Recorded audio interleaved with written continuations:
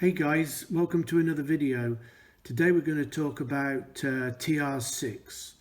The TR6 was built from 1969 to 1976. It had the 2.5 litre straight six motor in it.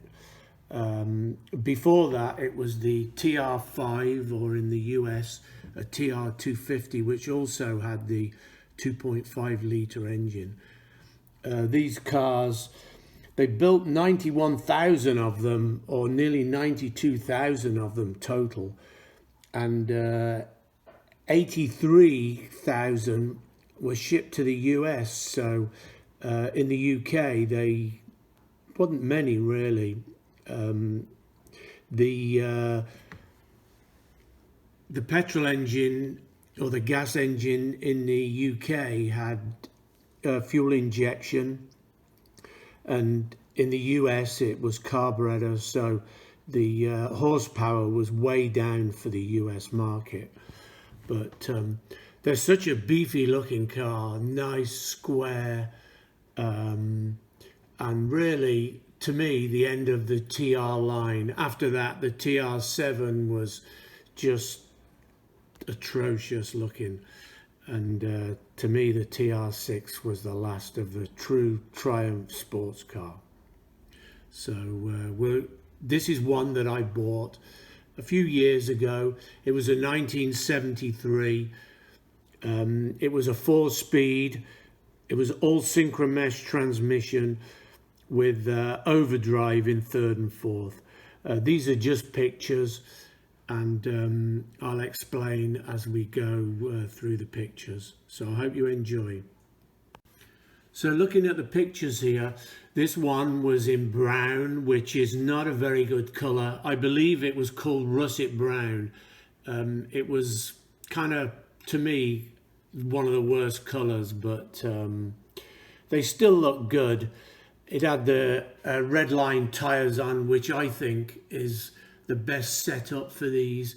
People put wire wheels on them and they don't quite look right with wire wheels.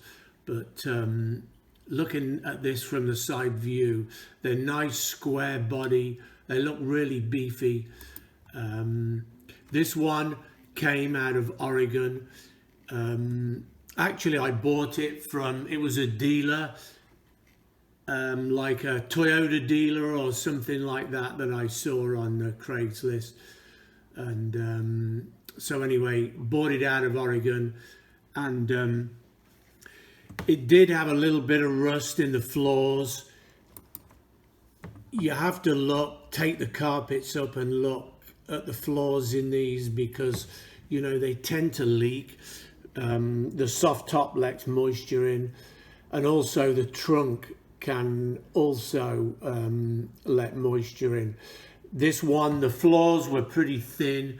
They had like very small pinholes.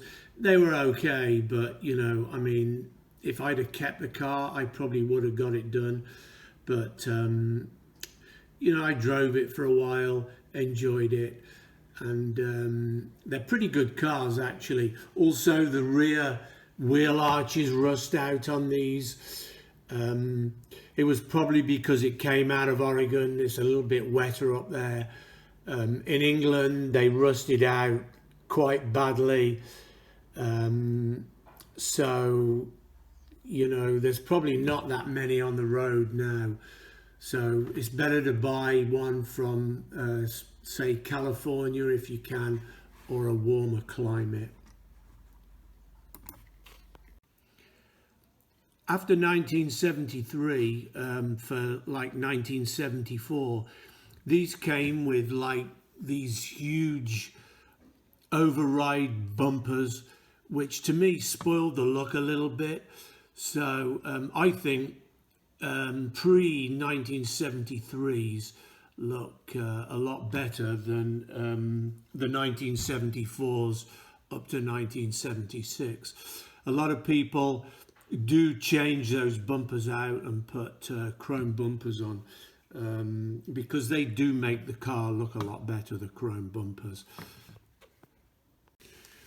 If overdrive is available on a car like these, I always tend to look around for an overdrive model, because in this day and age, really, on the freeways, you know, people travel at like 70, 80 miles an hour, and these cars can handle kind of 70, 75 with overdrive quite easily.